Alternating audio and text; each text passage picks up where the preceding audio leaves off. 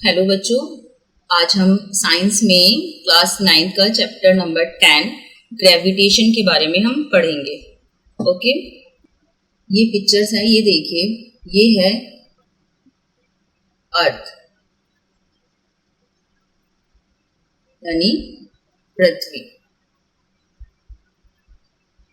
ठीक है। और ये क्या है आपका मून, चंद्रमा। हम जानते हैं कि चंद्रमा जो है वो पृथ्वी का चक्कर लगाता है, ठीक है। अब ये देखिए, चंद्रमा जो है पृथ्वी के चक्कर लगाता है और एक ये बच्चा है, ये इसके हाथ में बॉल थी, इसने ऊपर की साइड बॉल को फेंका और देखा कि बॉल कुछ दूरी तक जाकर ये वापस नीचे की ओर आ जाती है। तो ऐसा क्यों होता है? ये बॉल ऊपर ही क्यों नहीं चली गई जब, और ये कुछ दूरी तक जाके नीचे की ओर आ गई, यानी कि पृथ्वी ने इस बॉल को अपनी तरफ खींच लिया। क्यों? क्या कारण है कि ये बॉल नीचे ही आई? तो हम आज इसी के बारे में पढ़ेंगे कि वह कौन सा बल है कि पृथ्वी इस बॉल को अपनी तरफ आकर्षित करती है या इसने अपनी तरफ इसे खींचा, क्या कारण है, ठीक है। आज हम इसी के बारे में पढ़ेंगे। एक बार एक आदमी सेब के पेड़ के नीचे बैठा हुआ था और बच्चों इस आदमी का जो नाम है ना, वो है न्यूटन।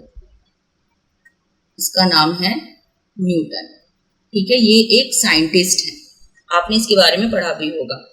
तो न्यूटन जो है एक बार सेब के पेड़ के नीचे बैठा हुआ था। कुछ देर में उसकी थोड़ी सी आंख लग गई और थोड़ी देर में उसने देखा कि एक सेब जो है वो पेड़ से टूटकर नीचे की ओर गिर गया। तो उसकी जब आंख खुली तो उसने देखा कि ये सेब कहाँ से गिरा? पेड़ से। तो वह गिर के नीचे की ओर आया। ये ऊपर ही क्यों नहीं चला गया? ये ऊपर की तरफ क्यों नहीं गया? ये नीचे की तरफ आया। तो इसने सोचा कि क्या अर्थ जो है किसी वजह से सेब को अपनी तरफ खींच रही है, किसी वजह से अपनी तरफ आकर्षित कर रही है।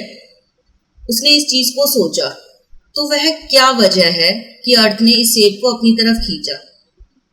तो फिर उसने ये सोचा कि अगर किसी बल के कारण ये सेब को अर्थ अपनी तरफ खींचती है, तो क्या पृथ्वी जो है चंद्रमा को भी अपनी तरफ आकर्षित करती है? इस चीज के बारे में उसने छानबीन करी। तो हम यही सब आज पढ़ेंगे, कैसे और क्यों, ठीक है। अब देखिए आगे, एक बच्चा है, ठीक है। उसके हाथ में एक रस्सी है, आप ये देख रहे हैं, इसके हाथ में ये रस्सी है। ये चीज, ये क्या है? ये रस्सी है, ठीक है। उसने इस रस्सी को अपने हाथ से बांध दिया और ये जो है ये पत्थर है और इसने क्या किया? इसको घुमाया। और किस तरह से घूम रहा है ये देखने से आपको पता चल रहा है, इसका जो मार्ग है वो वृत्ताकार है, ठीक है। वृत्ताकार है यानी कि सर्कुलर मोशन में ऐसे ऐसे ऐसे ऐसे इस तरह से घूम रहा है। तो इसको जब ये घुमाता है, आपने बचपन में भी कुछ किए होंगे इस तरह से काम, तो जब वो घुमाता है तो वो इस तरह से ऐसे ऐसे घूम रहा है, ठीक है। और कुछ देर में वो क्या करता है? उसको छोड़ भी देता है। तो फिर थोड़ी देर में क्या होता है? वो रुक के फिर वो नीचे की तरफ ऐसे गिर जाता है। तो ये चीज आप ध्यान देंगे कि ऐसा क्यों होता है। धागे को छोड़ने से पहले पत्थर एक निश्चित चाल से वृत्ताकार पथ में गति करता है। जिस बल के कारण वह धागे को छोड़ने से पहले पत्थर एक निश्चित चाल से वृत्ताकार पथ में गति करता है तथा प्रत्येक बिंदु पर उसको गति की दिशा बदलती है। अब जैसे इस तरह से घूम रहा है तो पहले ऐसे गया, फिर ऐसे गया, फिर ऐसे गया, तो दिशा चेंज हो रही है ना। तो इसने वही कहा है कि प्रत्येक बिंदु पर उसकी गति की दिशा बदलती है।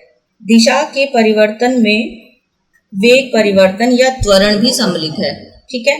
तो जिस बल के कारण वह त्वरण होता है, तो जो वस्तु को वृत्ताकार पथ में गतिशील रखती है। ये ऐसे ऐसे ऐसे ऐसे घूम रहा है ना, तो वृत्ताकार पथ में गतिशील हो रहा है, तो यह बल कहाँ लग रहा है? केंद्र की ओर।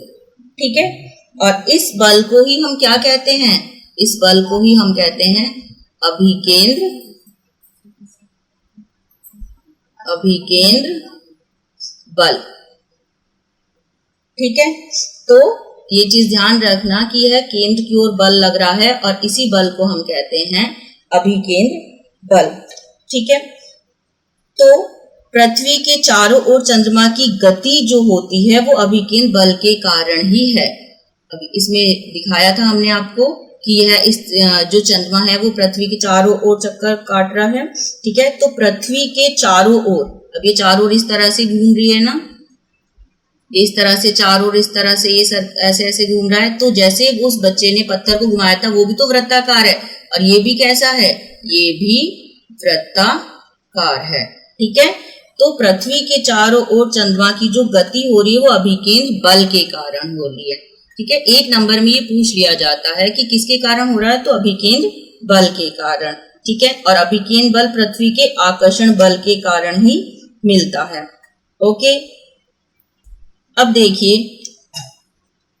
हमारे सौर परिवार में सभी ग्रह सूर्य की परिक्रमा करते हैं, जैसे आप ये पिक्चर देख रहे हैं। ठीक है, तो सौर परिवार में सभी ग्रह सूर्य की परिक्रमा करते हैं। सूर्य तथा ग्रह के बीच एक बल विद्यमान है। ठीक है, और केवल पृथ्वी ही सेब और चंद्रमा को आकर्षित नहीं करती है, जैसे आपने अभी पिक्चर में देखा था ना, तो केवल पृथ्वी ही सेब और चंद्रमा को आकर्षित नहीं करती है, बल्कि विश्व के सभी पिंड एक दूसरे को आकर्षित करते हैं। अतः वस्तुओं के बीच यह आकर्षण बल गुरुत्वाकर्षण बल कहलाता है। ठीक है, जिस आकर्षण बल के कारण यह एक दूसरे को आकर्षित करते हैं इसमें, तो वह आकर्षण बल क्या है? गुरुत्वाकर्षण बल। तो आज हम यही पढ़ेंगे गुरुत्वाकर्षण बल क्या होता है। अब देखिए इसमें डेफिनेशन लिखी हुई है मैंने। गुरुत्वाकर्षण क्या होता है? विश्व के सभी पिंड एक दूसरे को आकर्षित करते हैं। वस्तुओं के बीच यह आकर्षण बल, मैंने आपको बताया था आकर्षण बल के बारे में अभी, वस्तुओं के बीच यह आकर्षण बल गुरुत्वाकर्षण बल कहलाता है। यानी उन पिंडों के बीच में जो आकर्षण हो रहा है, एक दूसरे को आकर्षित करते हैं, तो वह बल क्या कहलाता है? गुरुत्वाकर्षण बल कहलाता है, तथा इसी घटना को गुरुत्वाकर्षण कहते हैं। ओके, उसके बाद आपका आता है गुरुत्वीय बल। गुरुत्वीय बल क्या होता है? पृथ्वी द्वारा किसी वस्तु पर लगाए गए गुरुत्वाकर्षण बल को गुरुत्वीय बल कहते हैं। ठीक है, गुरुत्वाकर्षण बल आप समझ ही चुके हैं, तो वही चीज ये बोल रहा है, पृथ्वी द्वारा किसी वस्तु पर लगाए गए गुरुत्वाकर्षण बल को गुरुत्व बल कहते हैं।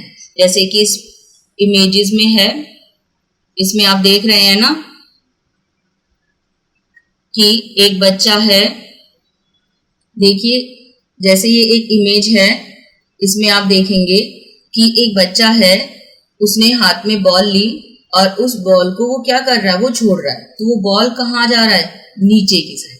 ठीक है, तो इस डेफिनेशन में ये यही बोल रहा है कि पृथ्वी द्वारा किसी वस्तु पर लगाए गए गुरुत्वाकर्षण बल को गुरुत्वीय बल कहते हैं। इसको हम दूसरी लैंग्वेज में भी बोल सकते हैं कि पृथ्वी जिस बल से किसी वस्तु को अपने केंद्र की ओर खींचती है, अपने केंद्र की ओर खींच रही है ना, तभी तो वो नीचे आ रहा है बॉल। तो पृथ्वी जिस बल से किसी वस्तु को अपने केंद्र की ओर खींचती है उसे पृथ्वी का गुरुत्व या गुरुत्वीय बल कहते हैं। ठीक है, अभी आगे देखिए, न्यूटन ने ही सर्वप्रथम गुरुत्वाकर्षण बल की व्याख्या की थी। ये चीज आप ध्यान रखेंगे, 1 मार्क्स में आ जाता है कि गुरुत्वाकर्षण बल की व्याख्या किसने की थी? तो किसने की थी? न्यूटन ने। ओके, अब हम आगे पढ़ेंगे इसमें न्यूटन का गुरुत्वाकर्षण का सार्वत्रिक नियम। विश्व का प्रत्येक पिंड प्रत्येक अन्य पिंड को एक बल से आकर्षित करता है। वो चीज मैं आपको बता चुकी हूँ, कौन सा बल है वो? विश्व का प्रत्येक पिंड प्रत्येक अन्य पिंड को एक बल से आकर्षित करता है जो दोनों पिंडों के द्रव्यमानों के गुणनफल के समानुपाती तथा उनके बीच की दूरी के वर्ग के व्युत्क्रमानुपाती होता है। तो देखिए इसमें जैसे ये दो पिंड हैं, ठीक है, ये दो पिंड हैं जिसका द्रव्यमान है m1 और इस वाले पिंड का द्रव्यमान है m2, ठीक है, और इनके बीच की जो दूरी है वो है r, ठीक है। तो इसने बोला है, इसमें देखिए डेफिनेशन में क्या बोल रहा है कि एक बल से आकर्षित होता है जो दोनों पिंडों के द्रव्यमान के गुणनफल, तो क्या हो जाएगा, F जो है वो समानुपाती हो जाएगा किसके, द्रव्यमान के गुणनफल यानी m1 इंटू m2, ठीक है। ये गुणनफल का साइन हो गया और समानुपाती बोला है तो ये चीज हो गया, तो इसको हमने ले लिया समीकरण 1।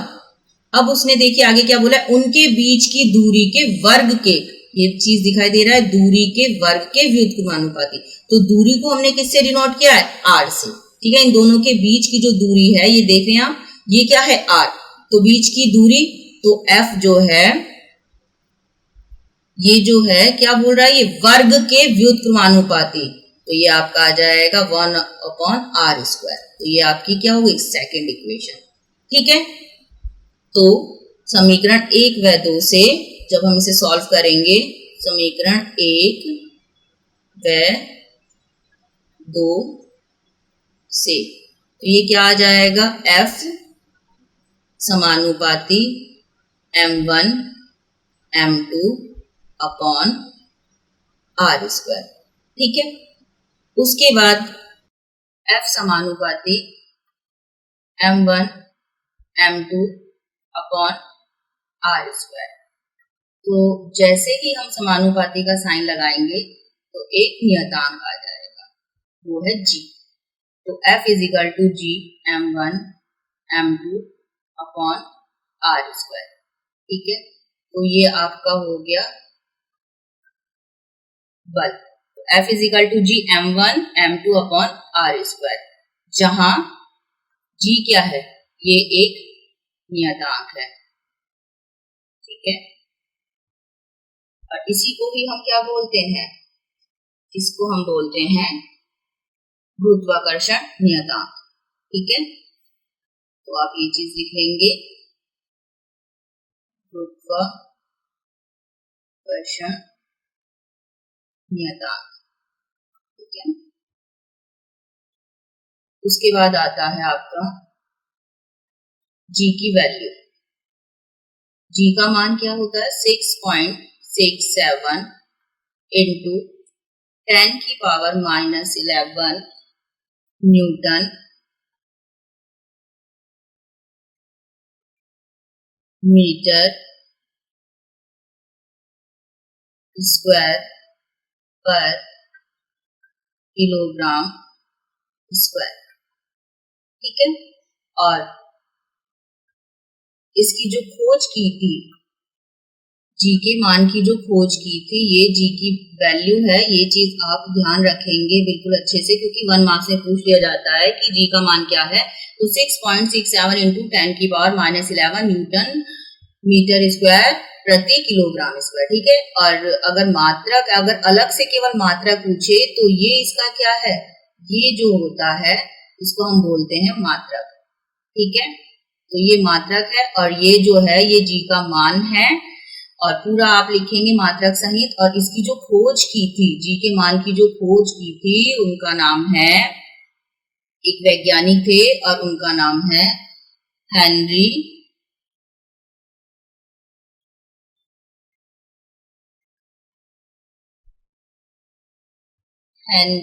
कैवेंडिश, ठीक है। ये एक वैज्ञानिक हैं जिन्होंने जी के मान की खोज की थी, तो आप ये लिख दें, हेनरी कैवेंडिश ने जी के मान की खोज की थी, ठीक है, या जी का मान ज्ञात किया था, ठीक है, जी का मान ज्ञात किया था। ठीक है, तो आप ये चीज ध्यान रखेंगे, 1 मार्क्स में पूछ लिया जाता है कि जी का मान क्या है या उसका मात्रक या इसकी खोज किसने की थी, तो आप ये चीज आप लिख देंगे। ठीक है, आगे का हम नेक्स्ट टाइम करेंगे। Okay, thank you.